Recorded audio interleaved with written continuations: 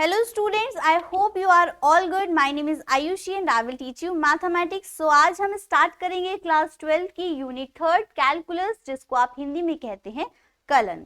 इसमें आपका chapter number है 8 एप्लीकेशंस ऑफ इंटीग्रल्स, जिसको आप हिंदी में कहेंगे समाकलनों के अनुप्रयोग। इस चैप्टर को हम डिस्कस करेंगे और सीखेंगे कि कैसे हम एप्लीकेशन को अप्लाई करते हैं इंटीग्रल्स के थ्रू। तो चलिए स्टार्ट करते हैं। तो स्टूडेंट्स, चैप्टर का नाम है एप्लीकेशन ऑफ इंटीग्रल, समाकलन के अनुप्रयोग। हमने इंटीग्रल चैप्टर पढ़ा था, उसमें हमने क्या सीखा था कि कोई भी कॉम्प्लिकेटेड हमारे पास फंक्शन हो उसका हम इजीली इंटीग्रेट कर सकते हैं। अब हम सीखेंगे कुछ इंपॉर्टेंट एप्लीकेशंस जो कि हमारे इंटीग्रल के ऊपर बेस हैं। तो सबसे पहले हम सीखते हैं एरिया बाउंडेड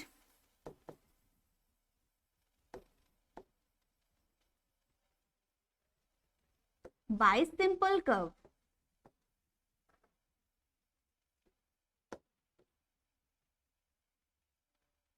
इसको आप हिंदी में क्या कहते हैं?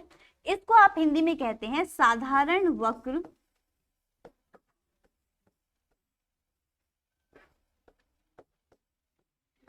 से परिबद्ध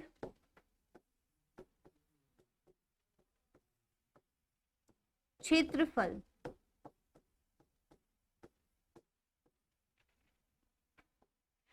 आपको याद होगा कि इसकी बात हमने पहले भी की थी। हमने सीखे थे फंडामेंटल थ्योरम्स। उसके अंदर हमने क्या कहा था कि डेफिनेट इंटीग्रल के बेसिस पर अगर हम फंडामेंटल थ्योरम्स की बात करते हैं तो वहां पर भी हमने एक कर्व की बात की थी। वहीं से आगे चलते हैं तो हमारे पास मान लेते हैं एक फंक्शन है f ऑफ x, और इस फंक्शन को हम y के इक्वल कह रहे हैं। इसका अगर कर्व बनाएं तो कैसे बनाएंगे कि एक लेंगे हम x axis and y axis, और उनके बीच में ये हमारी x एक्सिस है एंड ये y एक्सिस है। इनके बीच में अगर y इक्वल्स टू fx का मैं कर्व ड्रॉ करूं तो मेरे पास कुछ इस तरीके का कर्व मिलेगा, जिसे मैं कहूंगी y equals to f of x। यहां पर मेरे पास दो पॉइंट्स आते हैं x एक्सिस पर। मैंने कहा ये कंसिडर कर लेते हैं कि ये पॉइंट जो है वो x इक्वल्स टू a है एंड दूसरा आपका जो पॉइंट है वो x इक्वल्स टू b है। यहाँ पर आप देख रहे हैं एक जो एरिया है वो हमें शो हो रहा है इन लाइंस के थ्रू, जो y equals to F X curve के लिए फाइंड हमें करना है। तो सिंपली हमने क्या किया, एक सबसे पहले फंक्शन माना y equals to F of X. उसका हमने जब कर्व ड्रॉ किया तो हमारे पास x की वैल्यूज मिली। x की वैल्यूज हमें a टू b मिली। इसका मतलब जो a टू b हमारी x की वैल्यूज हैं वो हमें एरिया हमें मिलता है। तो हमारा जो x होगा वो कहां पर लाई करेगा, इंटरवल a टू b के अंदर x लाई करेगा। क्लियर? अब यहाँ पर ये फंक्शन हम देख रहे हैं कि कॉन्टिन्यूअस फंक्शन है। क्लियर? यहाँ पर क्या है, ये फंक्शन कॉन्टिन्यूअस है और हमें इसका एरिया फाइंड करना है। तो सबसे पहले बात करते हैं कि हमारे पास एक छोटा सा एलिमेंट होगा, छोटी सी एक स्ट्रिप बनाते हैं और उसको कहेंगे कि हमारे पास उस स्ट्रिप के थ्रू हम डिनोट करेंगे कि dx जो डायमेंशन है इतने बड़े एरिया की, जो एक छोटी सी डायमेंशन है dx, इससे मैं एक स्ट्रिप वर्टिकल रिप्रेजेंट कर रही हूं और इसको मैं कहूंगी जो dx है वो वर्टिकल स्ट्रिप है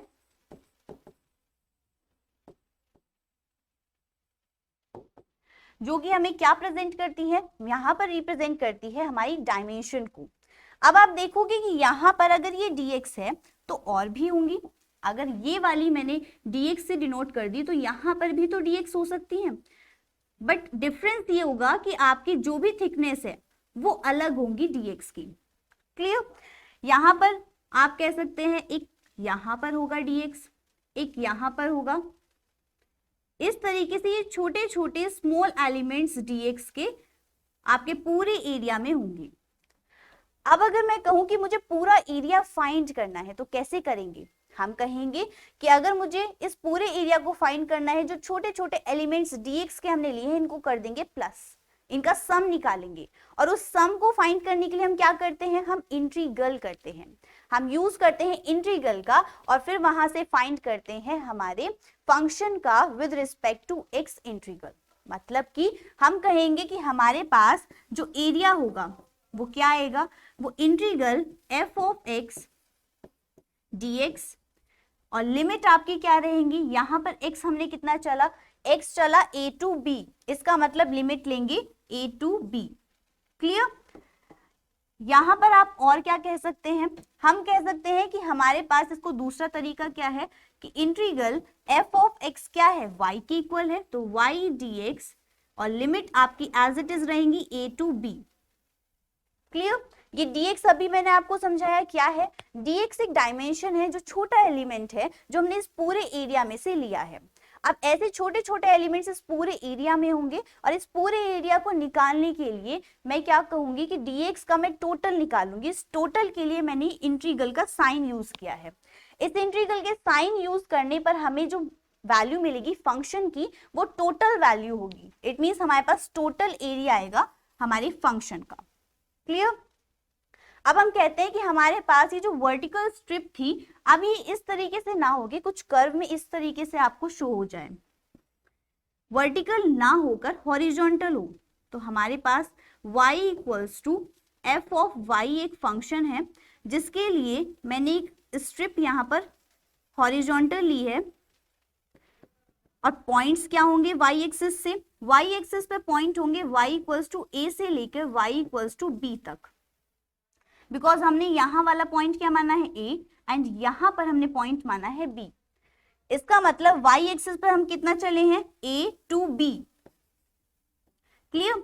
तो फंक्शन क्या है इस बार, हमारे पास फंक्शन है y equals to x equals to f of y। यहां पर भी आप क्या लेंगे, x equals to f of y और यहां पर आपका जो y होगा वो लाई करेगा आपके a टू b इंटरवल के अंदर। इन दोनों में डिफरेंस क्या है, यहाँ पर हमारे पास जो फंक्शन था वो y equals to F of X था और x लाई कर रहा था a टू b इंटरवल के अंदर। बट यहाँ पर मैंने दूसरा केस जो लिया है वो ये है कि हमारे पास फंक्शन है x equals to F of Y और यहाँ पर y लाई कर रहा है a टू b इंटरवल के अंदर। तो आपको first case and second case में दो चीजें पता चली कि हमारे पास अगर वर्टिकल स्ट्रिप है तो हमारे पास फंक्शन कैसा होगा और हमारी x की वैल्यूज क्या होंगी। सेकेंड इज अगर हॉरिजॉन्टल स्ट्रिप लेते हैं तो हमारे पास तुरंत x की वैल्यूज ना आकर हमारे पास y की वैल्यूज आती हैं और y की वैल्यू a टू b अगर हम चलते हैं तो फंक्शन क्या है, x equals to F of Y.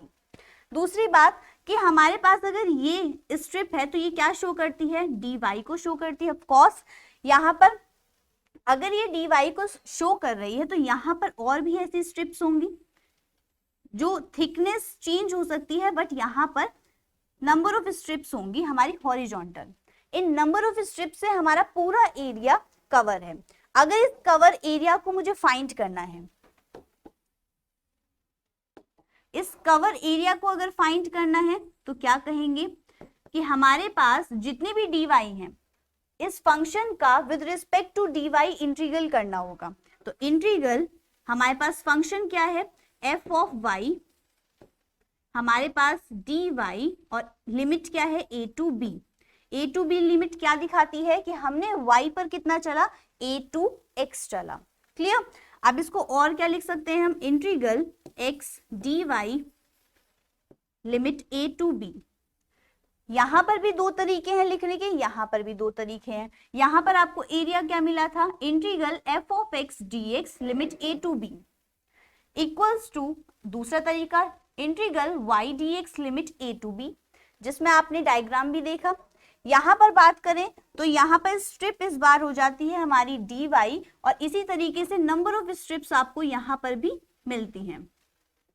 अगर यहाँ भी नंबर ऑफ स्ट्रिप्स मिली है और एरिया ही फाइंड करना है तो सेम प्रोसेस, बस फंक्शन अलग होगा, f of y dy limit a to b। और इसका दूसरा तरीका क्या है लिखने का, integral x dy limit a to b। यहां तक क्लियर है कि हमारे पास दो तरीके से हम dx और dy ले सकते हैं, एक वर्टिकली एंड हॉरिजॉन्टली। तो ये आपका फिगर के ऊपर डिपेंड करेगा कि जैसे आपको गिवन फिगर होगी उसी के अकॉर्डिंग आपका कर्व बनेगा और वहीं पर आप डिसाइड करेंगे कि हमें हॉरिजॉन्टल लेना है या वर्टिकल लेना है। क्लियर। अब इसके बाद हम क्या कहते हैं कि अगर हो सकता है कि हमारे पास कुछ इस तरीके के कर्व्स मिलें, जैसे कि एक्स एक्सिस और वाई एक्सिस के अलोंग हम देखते हैं हमारे पास ये कर्व है। अगर ये कर्व है और हमें इसका एरिया फाइंड करना है, इट मींस हमें पूरा टोटल एरिया जो मैं शेडेड कर रही हूं वो वाला फाइंड करना है। मान लेते हैं इसका एरिया क्या होगा, A1 होगा और इसका एरिया A2 होगा। क्लियर? तो टोटल एरिया मुझे फाइंड करना है इस कर्व के लिए, और मेरे पास जो फर्स्ट कर्व है उसका A1 एरिया माना है और दूसरे कर्व का A2। अब आप इसमें क्या देख रहे हैं कि जो एक्स एक्सिस से ये कर्व बन रहा है कभी पॉजिटिव है कभी नेगेटिव, और हम जानते हैं कि जब हमारी कोई एक्स एक्सिस के नीचे कोई कर्व होता है तो वो ऑलवेज हमें नेगेटिव कोऑर्डिनेट्स देता है। इसी तरीके से जब एक्स एक्सिस के ऊपर कोई कर्व होता है तो वो हमें क्या देता है, पॉजिटिव कर्व्स देता है। तो इट मींस हमारे पास नीचे नेगेटिव कोऑर्डिनेट्स है और ऊपर पॉजिटिव कोऑर्डिनेट्स है, तो आप ये कहेंगे कि हमारे पास एरिया भी नेगेटिव एंड पॉजिटिव होगा। क्लियर? तो लेकिन यहाँ पर हम क्या कहेंगे कि अगर आप ये कहते हैं कि हमारे पास एरिया नेगेटिव और पॉजिटिव होगा तो ये बात हो जाएगी गलत। क्यों? क्योंकि एरिया ऑलवेज हमारे पास पॉजिटिव या एब्सोल्यूट वैल्यू देता है। इट मींस हमारा जो एरिया होता है वो ना कभी पॉजिटिव होता है ना कभी नेगेटिव होता, वो होता है एब्सोल्यूट वैल्यू। क्लियर? तो यहाँ पर आपको ध्यान रखना है कि अगर मेरे पास कोई भी नेगेटिव एंड पॉजिटिव कर्व इस तरीके से बनता है डायग्राम के अंदर या कर्व के अंदर, किसी भी फंक्शन का कर्व, तो मेरा जो टोटल एरिया होगा वो always mode of A1 plus mode of A2 होगा इसके लिए। क्लियर? आप ये कभी नहीं कहेंगे कि हमारे पास जो नेगेटिव कोऑर्डिनेट्स वाला जो ग्राफ था या कर्व है वो -A1 और +A2 होगा, बिकॉज वहां से हमारा जो कॉन्सेप्ट है वो बिल्कुल चेंज हो जाएगा। यहाँ पर हम ऑलवेज कहेंगे जो एरिया है वो ऑलवेज पॉजिटिव या एब्सोल्यूट वैल्यू देता है, इसलिए हमारा टोटल जो होगा वो मॉडुलस A1 + A2 होगा। क्लियर? अब हम A क्या है भाई, A अगर हमें फाइंड करना है तो क्या होगा, integral f of x dx, function माना f of x, अगर हम विद रिस्पेक्ट टू dx कर रहे हैं और लिमिट लगा रहे हैं a to b, तो इसका जो वैल्यू होगी वो एक मॉडुलस में होगी, एक एब्सोल्यूट वैल्यू होगी। क्लियर? तो यहाँ पर कोई नेगेटिव का आपका प्रोसेस नहीं होता। इसके बाद हम कहते हैं कि हमारे पास अगर कोई फंक्शन आता है, जैसे कि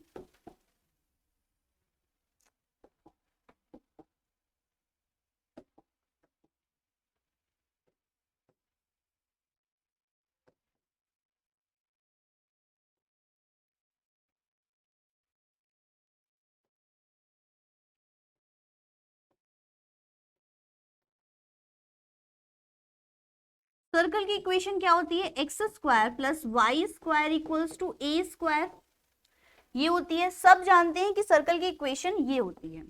अब हमने क्या कहा कि हमारे पास जो सर्कल है उसका मुझे एक परिबद्ध क्षेत्रफल फाइंड करना है। अगर मुझे इस पूरे सर्कल का परिबद्ध क्षेत्रफल फाइंड करना है तो मेरे पास एक सर्कल है और इसके अंदर मैं x axis and y axis को शो करती हूँ।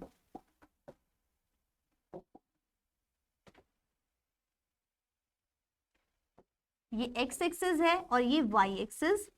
अब हम कहते हैं कि हमारे पास x² + y² = a²।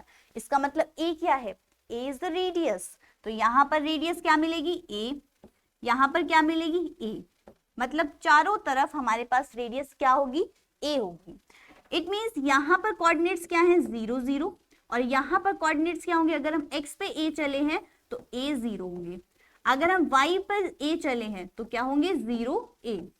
ये सबको क्लियर है कि अगर हमारे पास x पे चलते हैं a दूरी तो a 0 कोऑर्डिनेट है, अगर y पर a चलेंगे तो हमारे पास 0 a होंगे। क्लियर?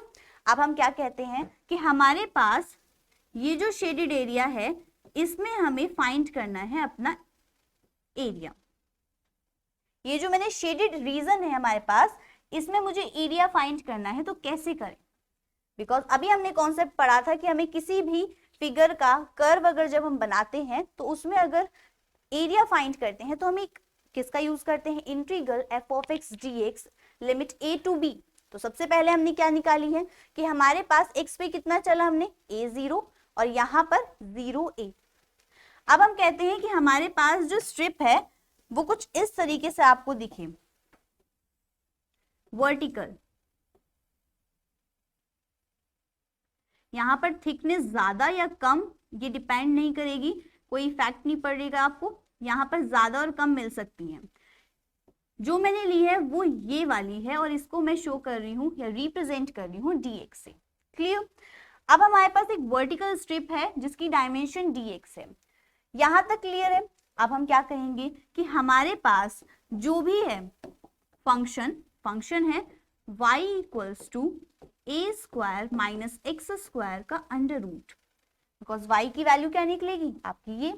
अब आपने क्या फॉर्मूला पढ़ा है, अगर हमारे पास वर्टिकल स्ट्रिप होती है तो फंक्शन क्या होता है, एरिया क्या निकालते हैं आप, area equals to integral f of x dx limit a to b, यही होती है। इसको और क्या लिखते हैं आप, इसको लिखते हैं a to b limit f x को लिखते हैं y dx।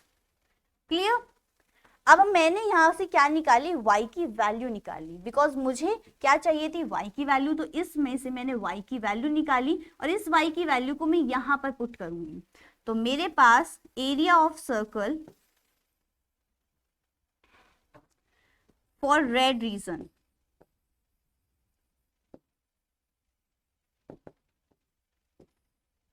देखिए यहां पर हम किसकी बात कर रहे हैं, इस सर्कल का हमें निकालना था, लेकिन हमने पोर्शन कितना लिया है, ये पूरे सर्कल का 4th पोर्शन लिया है। तो इसलिए अभी हम क्या कह रहे हैं, जितना भी हमारा रेड शेडेड है उसके लिए बात कर रहे हैं। तो रेड रीजन के लिए area of circle equals to क्या होगा, इंटीग्रल y की वैल्यू है अंडर रूट ए square minus x square dx, और लिमिट क्या होगी, सबसे इंपॉर्टेंट लिमिट कैसे देखेंगे कि अगर हमारे पास x एक्सिस पे चलना है, बिकॉज आपके पास वेरिएबल क्या है dx, तो इट मींस हमें x एक्सिस पे देखना है कि हमने कितना चला, 0 से चले और a तक पहुंचे। यहाँ पर वैल्यू क्या है x की 0 और यहाँ पर वैल्यू क्या है आपकी a, तो इट मींस हमारे पास वैल्यू आ गई लिमिट 0 टू a।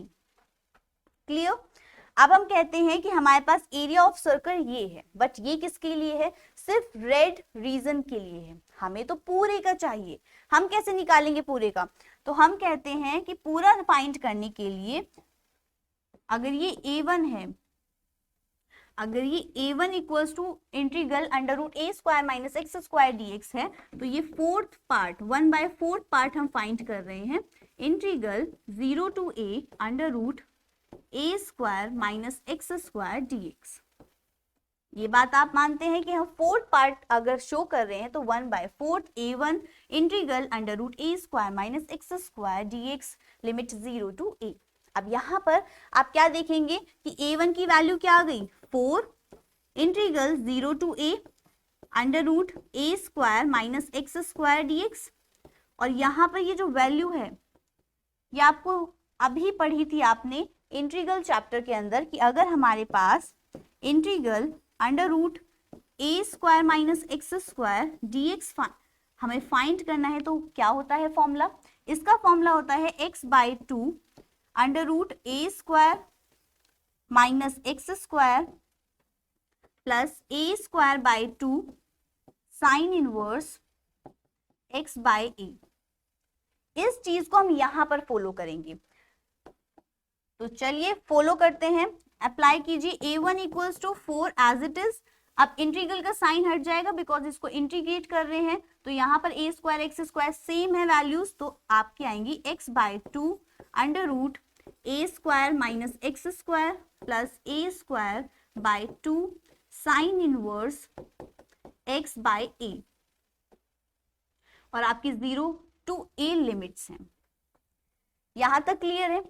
अब हम क्या कहेंगे कि हमारे पास अगर ये वैल्यू है a1 की, अब हम लिमिट्स रखेंगे, 4 x की जगह क्या रखना है a, because upper limit minus lower limit, तो अपर लिमिट क्या है a को रखिए a/2 under root A square minus a square 0 plus a square by 2 sine inverse x की वैल्यू क्या है a, it is a upon a 1। यहां तक क्लियर है, माइनस लगाएंगे। अब लिखेंगे लोअर लिमिट्स, तो 4 आपका एज इट इज रहेगा। 4 ब्रैकेट x की जगह 0/2, तो मल्टीप्लाई में जो भी होगा वो 0 plus a²/2 sine inverse 0/a। दोनों लिमिट्स हमने अप्लाई कर दी। अब आपको सिर्फ इसे सॉल्व करना है, तो हम कहेंगे 4 ब्रैकेट ये पूरा 0 plus a²/2 sine inverse 1। Sign inverse 1 कब देती है वैल्यू? π/2 पर। माइनस के 4 0 साइन 0। अब आप जानते हैं कि साइन 0 क्या होता है? 0 होता है। इट मीन्स हमारे पास जो वैल्यू बचती है वो है 4 इंटू a²/2 π/2 एंड आपकी ये वैल्यू कट गई a² पाई वर्ग इकाई। यूनिट आपको लिखनी है वर्ग इकाई। यहां पर हमें क्या मिला है? a² पाई, हमें एरिया मिला है। यहां पर हमने किसके लिए बात की थी? वर्टिकल स्ट्रिप की बात की थी। जैसे ही हम वर्टिकल स्ट्रिप लेते हैं तो हमारे पास एरिया आया है a² पाई। लेकिन केस तो दूसरा भी बन सकता है, अगर हमारे पास वर्टिकल स्ट्रिप हो इसके अंदर। तो सेकंड ऑप्शन को देखते हैं कि अगर आप वर्टिकल स्ट्रिप लेके क्वेश्चन करते हैं तो कैसे करेंगे। बिकॉज आपको जो रिसेंटली पता, जो भी आपके माइंड में आएगा वही करेंगे। आपको वर्टिकल इजी लगता है वर्टिकल करेंगे, हॉरिजॉन्टल इजी लगता है हॉरिजॉन्टल करेंगे। तो अब हम सेकंड तरीका देखते हैं कि अगर हमारे पास जो सर्कल है उसके अंदर हम हॉरिजॉन्टल स्ट्रिप लें इस बार, तो क्वेश्चन कैसे सॉल्व होगा। यहां पर हम कहेंगे ये शो करेगा या रिप्रेजेंट करेगा dy को, और यहां पर मुझे फिर से ये शेडेड एरिया ही फाइंड करना है। हम पूरे सर्कल का फाइंड करना चाहते हैं लेकिन एक पोर्शन लेके चल रहे हैं जो कि 1/4 पोर्शन है इस एरिया का। ठीक है, अब इस एरिया का 1/4 पोर्शन इसलिए ले रहे हैं बिकॉज हमें इजीली फाइंड कर सकते हैं इस छोटे से एरिया को, और फिर हम 4 से मल्टीप्लाई करके पूरे सर्कल का फाइंड कर लेते हैं। अब यहाँ पर आपकी इक्वेशन कैसी बनेगी? इसके लिए जो एरिया आप फाइंड करते थे उसके लिए फॉर्मूला था integral f of y dy, और लिमिट क्या थी? a to b। इसको और क्या लिखते थे आप? Integral x dy limit a to b। तो इसका मतलब यहां से क्या पता चला? हमें x की वैल्यू चाहिए। अब हमारे पास इस पूरे सर्कल की इक्वेशन है, वो है x² plus y² equals to a²। यहां से हमें क्या पता चला है? x की वैल्यू हमें चाहिए, तो x² equals to a² minus y²। तो आपकी x की वैल्यू आ गई under root a² minus y²। अब आप क्या देख रहे हैं? जो y की वैल्यू थी वो क्या थी? Under root a² minus x², और जो x की वैल्यू है वो है under root a² minus y²। मतलब चेंज कुछ नहीं है, बस फंक्शन चेंज है। आपने क्या पढ़ा था? जब भी हमारी लिमिट सेम होती हैं और फंक्शन चेंज होते हैं तो ऑलवेज क्या आता है? रिजल्ट सेम आता है। तो यहाँ पर भी आप जैसे ही सॉल्व करेंगे सेम आएगा, बट मैं फिर भी आपको करके दिखाती हूँ कि कैसे आप इसको सॉल्व करते हैं। इसके बाद आप सीख जाएंगे कि कैसे किसी भी, अगर हम वर्टिकल और हॉरिजॉन्टल अगर चेंज भी करते हैं स्ट्रिप्स को, तो ऑलवेज आंसर कैसे फाइंड करेंगे। यहाँ पर हमारे पास x की वैल्यू आ चुकी है। इस x की वैल्यू को मुझे पुट करना है इस एरिया ऑफ सर्कल के अंदर। तो हम कहेंगे कि हमारे पास ये a2 है जो कि क्या है? 1/4 पार्ट है a2 का, एरिया ऑफ सर्कल।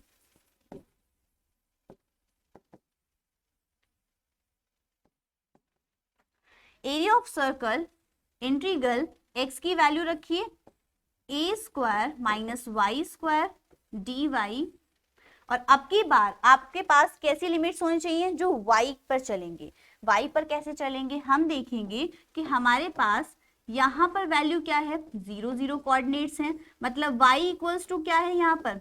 0। लेकिन जब हम y की यहाँ पर चलेंगे, इस पॉइंट पर ऊपर चलते हैं, तो यहाँ पर आपको क्या मिलेगा? पॉइंट।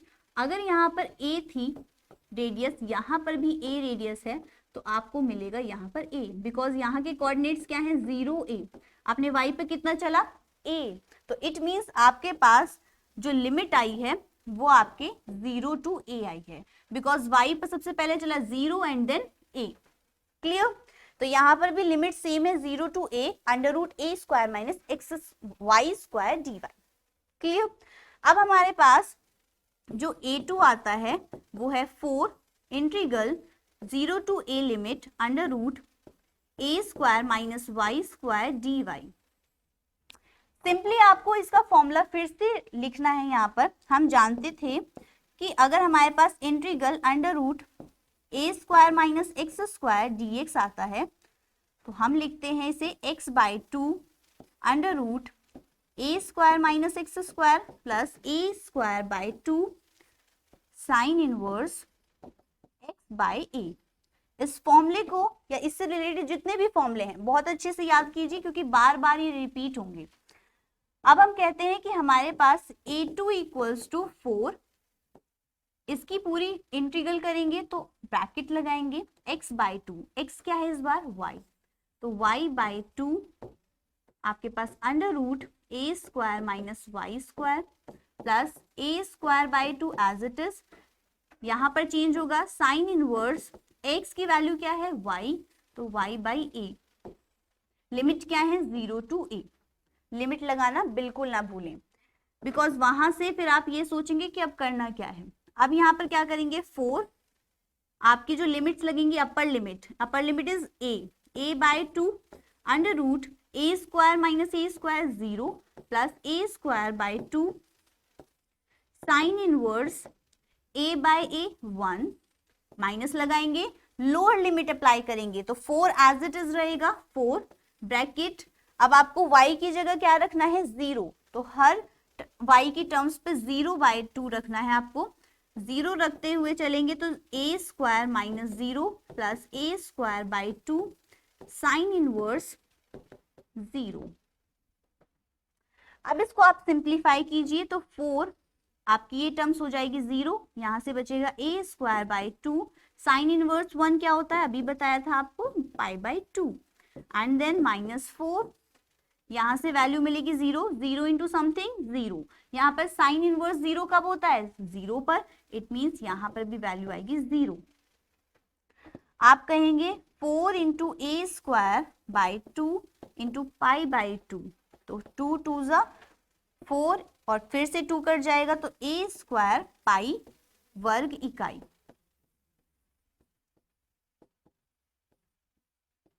और ये आपका हो गया आंसर। आपने क्या देखा, जब भी हम हॉरिजॉन्टल और वर्टिकल देखते हैं स्ट्रिप्स को तो फंक्शंस चाहे अलग हो बट लिमिट सेम होंगी, तो आपका ऑलवेज रिजल्टेंट वैल्यू सेम रहेगी। पूरा कॉन्सेप्ट समझ में आया? अब देखते हैं क्वेश्चंस कैसे करेंगे आप, तो इससे रिलेटेड क्वेश्चंस करके देखते हैं। फर्स्ट क्वेश्चन आपको दिया गया है एक रेखा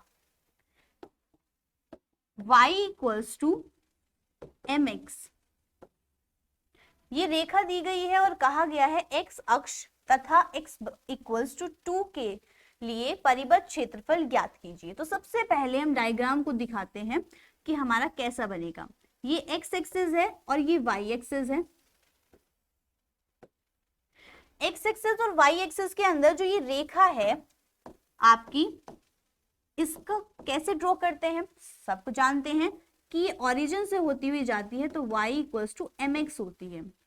अब दूसरी बात क्या कही है इसने कि x इक्वल्स टू 2 है, मतलब कि हम अगर कोऑर्डिनेट्स यहाँ पर लिखें तो 1 2 1 2, ये हमने नंबरिंग की, हमें चलना है x इक्वल्स टू 2 के लिए, तो हमारे पास एक लाइन बनती है x इक्वल्स टू 2 पर। क्लियर? जैसे ही हमने ये लाइन बनाई तो हमारे पास एक एरिया आ जाता है और इस एरिया को हमें फाइंड करना है। क्या? एरिया का फाइंड करना है रीजन। तो हमें बेसिकली इसका एरिया फाइंड करना है, जो भी हमारा क्लोज्ड एरिया है, रीजन है। सबसे पहले क्या करेंगे, हमारे पास अगर वर्टिकल स्ट्रिप है, मान लेते हैं कि यहां पर आपको एक वर्टिकल स्ट्रिप मिलती है ये वाली, जिसको हम क्या कहेंगे dx से रिप्रेजेंट करेंगे। और जैसे ही हम वर्टिकल स्ट्रिप लेते हैं तो आपके पास क्या फॉर्मूला आता है, आपके पास आता है एरिया का formula equals to integral y dx limit a to b यहाँ पर आपके पास फंक्शन क्या है उसको पुट कीजिए। y की वैल्यू क्या है mx, तो आप लिखेंगे mx dx।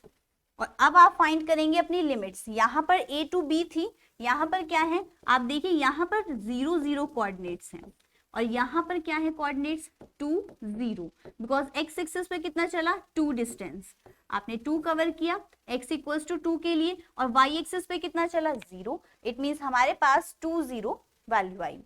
कोऑर्डिनेट्स आ चुके हैं 0 to 2, तो लिमिट क्या हो गई 0 to 2, बिकॉज x की वैल्यू 0 से 2 तक हमने चली और उसी का हमें एरिया फाइंड करना है।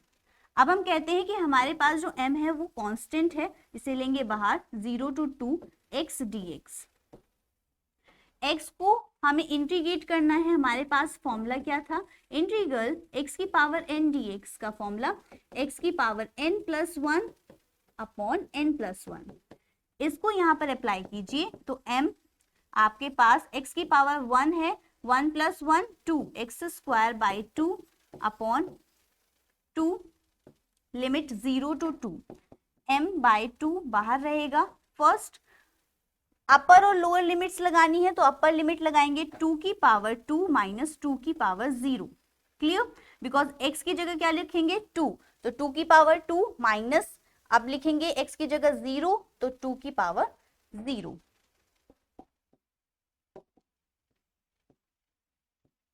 क्लियर, अब हम कहते हैं m बाई 2, 2 2 जा 4 माइनस 0, तो आपकी वैल्यू आ गई यहां से 2m और आपकी यूनिट क्या होगी वर्ग इकाई। आपके पास इस रीजन का एरिया क्या आया है, आपके पास है 2m वर्ग इकाई। क्लियर, सबसे पहले अप्रोच क्या रहेगी कि जो भी हमारे पास वर्टिकल और हॉरिजॉन्टल लाइंस होती हैं उनके अकॉर्डिंग आप फॉर्मूला क्रिएट कीजिए। जो भी आपने फॉर्मूला याद किया था उसके अकॉर्डिंग y की वैल्यू चाहिए तो y की वैल्यू पुट कीजिए, x की वैल्यू चाहिए तो x की वैल्यू पुट कीजिए। आफ्टर दैट आप इसे नॉर्मली इंटीग्रेट कीजिए और जो भी वैल्यू आती है उसमें लिमिट्स लगाइए। क्लियर, अब हम देखते हैं नेक्स्ट क्वेश्चन। यहाँ पर आपको एक परवलय दिया गया है। अब आप परवलय के बारे में तो जानते होंगे, किस तरीके से बनेगा। अगर इक्वेशन है y square equals to 4ax, इसके लिए हमारे पास इक्वेशन बनेगी कुछ, हमारे पास फिगर क्या होगी ये, इस इक्वेशन के लिए फिगर ये वाली होगी। अब हम कहते हैं हमारे पास ये y इक्वल्स टू 4ax के लिए कर्व आ चुका है। इसके बाद इन्होंने कहा इसकी नाभि लंब जीवा से घिरा क्षेत्रफल इतना होगा, मतलब प्रूफ करना है कि आपका जो एरिया निकलेगा वो 8/3 a स्क्वायर होगा।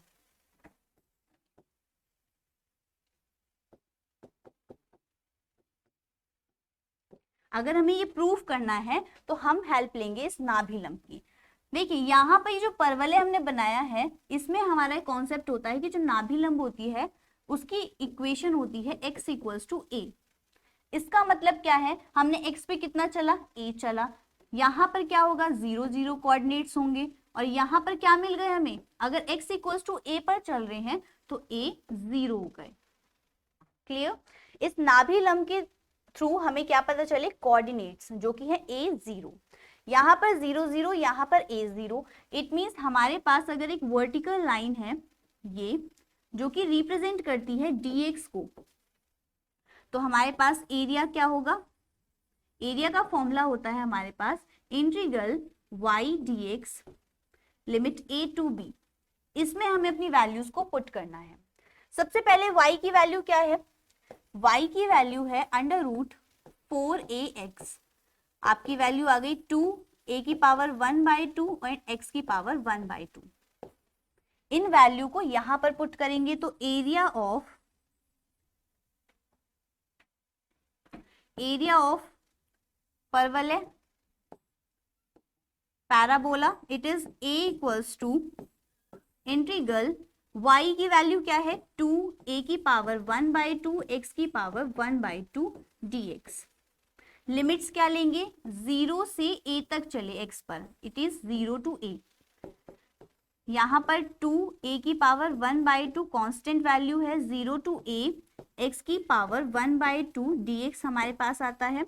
अब हम कहते हैं यहाँ पर हमारी लगेगी x की पावर n का फॉर्मूला, वो क्या होता है, हमारे पास 2a की पावर 1/2 इंटीग्रल x की पावर 1/2 dx है, और यहाँ पर हम फॉर्मूला यूज करेंगे x की power n dx integral equals to x की power n+1 upon n+1।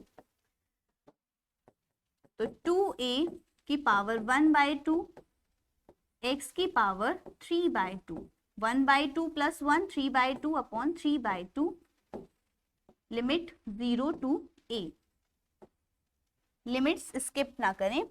And then 2a की पावर 1/2, यहाँ पर क्या आएगा 2 × 3, x की पावर 3/2, इट इज a की पावर 3/2 माइनस 0 की पावर 3/2, तो 2 2 = 4/3, a की पावर 1/2, आपके पास यहाँ से क्या आ रही है a की पावर 3/2। अब आप देख रहे हैं बेस सेम है और पावर्स मल्टीप्लाई में क्या होगा ऐड, तो इसका मतलब अगर आप 3/2 + 1/2 करेंगे क्या आएगा 4/2, तो 2 से 4 काटेंगे तो 4/3 इंटू a की वैल्यू आपकी यहां से आएगी 2। अब देखिए यहां पर हमने क्या निकाला, एरिया निकाला, किसके लिए, इस शेडेड रीजन के लिए।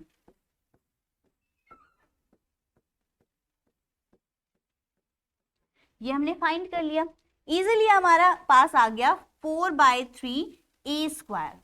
क्लियर।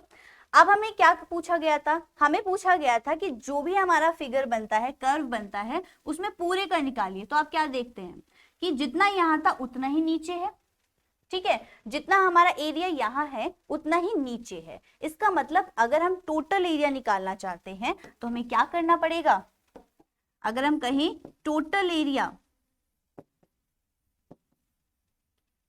वो क्या होगा 2 × 4/3a², तो मतलब कि 2 × a। जो भी हमारा एरिया था जो हमने निकाला वो तो सिर्फ एक पोर्शन का था, जो नीचे वाला पोर्शन है उसके लिए क्या करना पड़ेगा 2 से मल्टीप्लाई, डबल करना पड़ेगा। तो आपके पास आ गया 8/3a² वर्ग इकाई।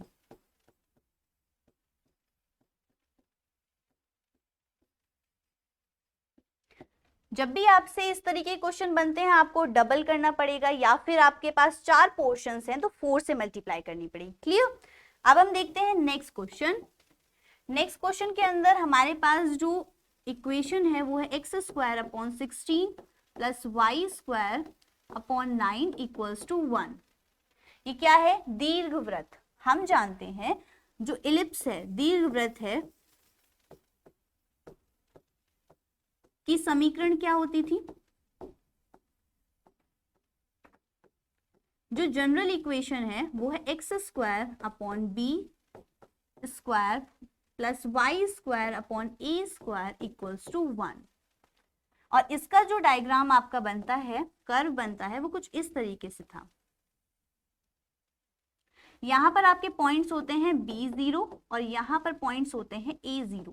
इसका मतलब अगर हमारे पास इस पूरे की जो इक्वेशन है वो x² upon b² plus y² upon a² equals to 1 है, तो इसका मतलब x एक्सिस पर कितना चले b, तो हमने लिखा b0 कोऑर्डिनेट्स, y एक्सिस पे चले a, it is a0 coordinates.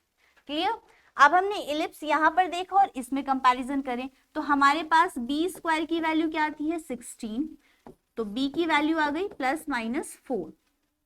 इसी तरीके से a² की वैल्यू क्या आती है 9 और a की वैल्यू आती है आपके पास ±3।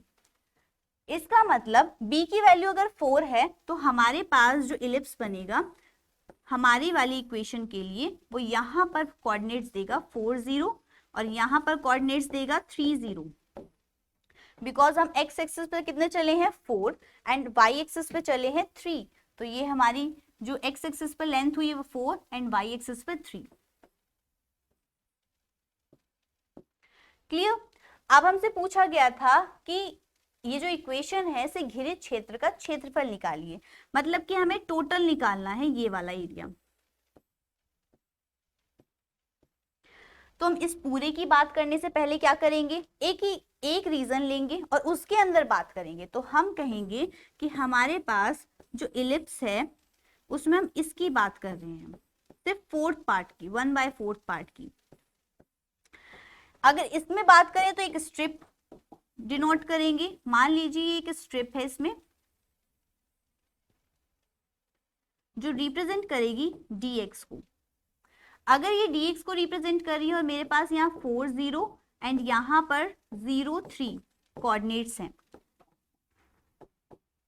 अगर यहाँ पर 0 3 कोऑर्डिनेट्स हैं तो क्या होगा कि हमारे पास कोऑर्डिनेट्स मिल गए। एक्स एक्सिस पे कितने चले, 0 to 4। तो सबसे पहले वर्टिकल स्ट्रिप ले रहे हैं तो एरिया क्या होगा, एरिया होगा integral y dx limit a to b।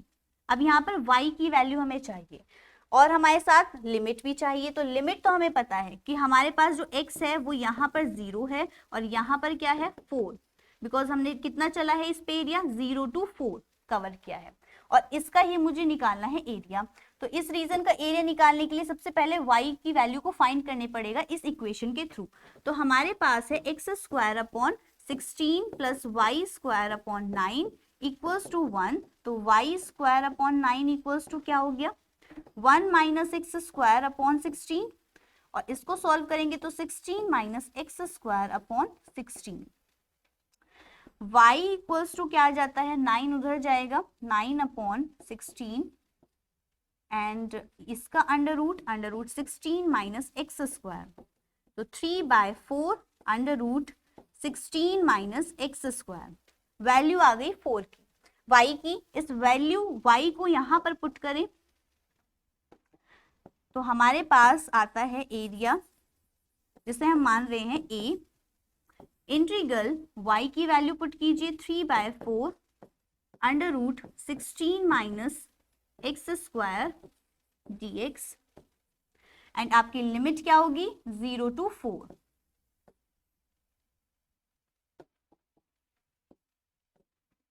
अब यहां से 3/4 कांस्टेंट है, 0 to 4 हमारी लिमिट है, under root 16 minus x² dx।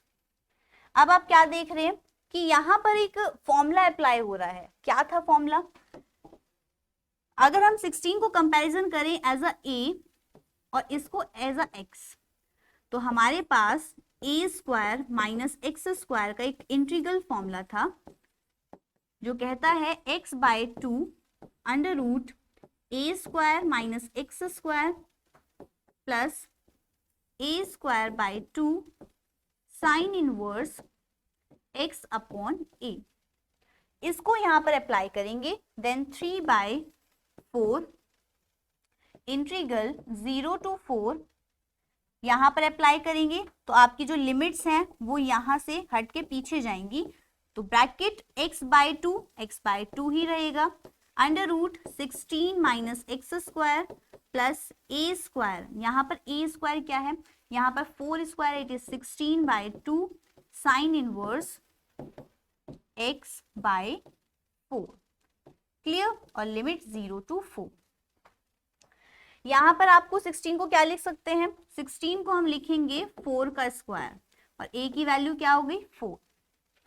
अब हम इसको सिंप्लीफाई करें तो 3/4 x/2 as it is 16 minus x² as it is plus यहाँ से आपकी क्या वैल्यू आएगी 8 sine inverse x/4 0 to 4 limit. अगर आप लिमिट्स अप्लाई करते हैं देन 3/4 x की वैल्यू क्या लेंगे 4/2, x की value 4 under root 16 minus 4² 16 plus 8 sine inverse 4/4 minus lower limit लगाएंगे 3/4 एज इट इज ब्रैकेट।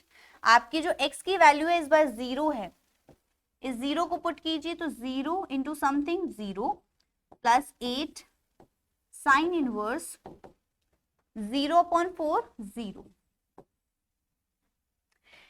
यहां पर करेंगे तो 3/4 आपकी वैल्यू 2 यहां से 0 हो जाता है प्लस 8 साइन इनवर्स 1 माइनस के साइन इनवर्स 0 कब देगा 0 पर, इट मींस ये वाली टर्म्स आपकी पूरी 0 है। यहाँ पर सॉल्व कीजिए तो 3/4 इंटू 8, साइन इनवर्स 1 क्या होता है, π/2। तो यहाँ से आप कहेंगे 4 2 ज़ा 8 एंड 2 से 2, इट इज 3π। अब क्या करना है आपको, ये हमारा निकला था एरिया ए का, बिकॉज जिसे हमने शेडेड किया था ये वाला, बट हमें क्या निकालना था, पूरे का। तो पूरे के लिए हमने कितना पार्ट लिया था, 1/4। अब हम क्या कहेंगे कि इसमें अगर 4 से मल्टीप्लाई करेंगे देन हमारी टोटल एरिया आएगा।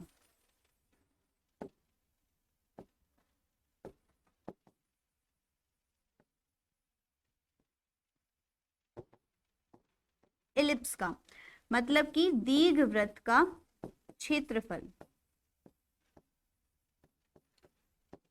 संपूर्ण क्षेत्रफल इक्वल्स टू आपके पास 3π इंटू 4 करना पड़ेगा। तो हमने क्या किया है, 4 इंटू 8, बिकॉज हमारा टोटल एरिया में 4 मल्टीप्लाई करने पर हमारा टोटल मिलेगा। तो आपके पास आ गया 12π वर्ग इकाई।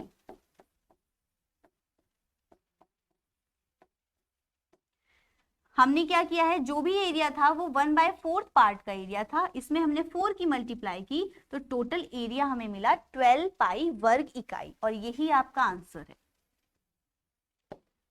यहाँ पर आपने सारे क्वेश्चंस अच्छे से समझे कि हम कैसे किसी भी एरिया का हम एरिया फाइंड करते हैं। अब जो भी आपको रीजन मिलेगा, कोई भी फंक्शन मिलेगा, उसका एरिया फाइंड करना आपके दो कंडीशंस पे डिपेंड करता है। फर्स्ट इज कि आपके पास वर्टिकल स्ट्रिप हो जो dx है, या फिर आपके पास हॉरिजॉन्टल स्ट्रिप हो जो dy है, और उन्हीं के अकॉर्डिंग अपने फॉर्मुलेज आप लिखेंगे और वहां से आप कहेंगे कि हमारे पास जो भी x और y की वैल्यूज है उन्हें पुट करेंगे एंड देन इंटीग्रेट करेंगे इस तरीके से। अब इसके बाद हम सीखेंगे कि हमारे पास अगर कुछ और तरीके के कर्व्स आते हैं, जैसे कि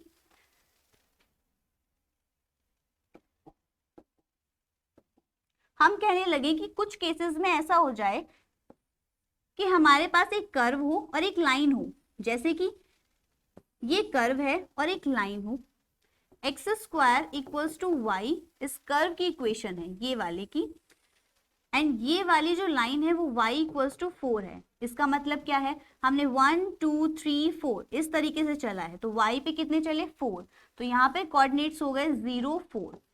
क्लियर। अगर इस तरीके के आपके कर्व और लाइंस के बीच में आपको फाइंड करना है तो आप कहते हैं कि एक रीजन का निकालिए एंड देन उसका डबल कीजिए, आप दूसरे का निकाल लेंगे। वही सेम प्रोसेस जो हमने अभी अप्लाई किया है। तो इनमें कंफ्यूजन नहीं होना है कि आपके पास अगर एक लाइन और एक कर्व की इक्वेशन दे दे तो कैसे फाइंड करेंगे। क्लियर। अब हम मिलेंगे नेक्स्ट क्लास में कुछ और कॉन्सेप्ट्स के साथ। तब तक के लिए थैंक यू, हैप्पी लर्निंग।